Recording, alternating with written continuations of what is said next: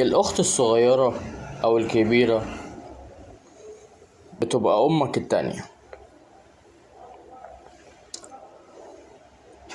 حتى لو مش من لحمك ومن دمك، اللي هي مش من أبوك وأمك ومرتاح لها جدا ومطمن لها جدا وبترتاح وانت بتتكلم معاها. فبحكم ان اي انسان جوه طفل، فممكن تعتبر البنت اللي انت مرتاح لها ومطمن لها امك التانية، واختك برضو.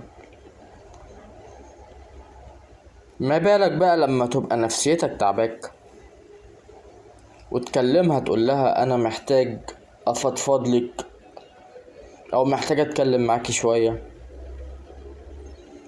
تقول لك معلش انا مشغولة، اصلا انا عندي ضغوطات وظروف مش عارف ايه وكلام كده.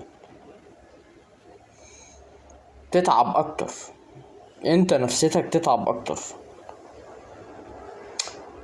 فيعني حالة صعب اوي اوي اوي اوي.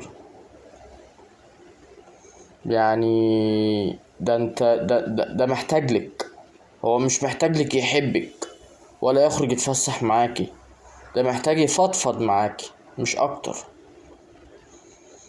لان هو مرتاح لك. ما هو لو ما كانش مرتاح لك ما كانش هيتصل بيكي ويطلب منك طلب زي ده.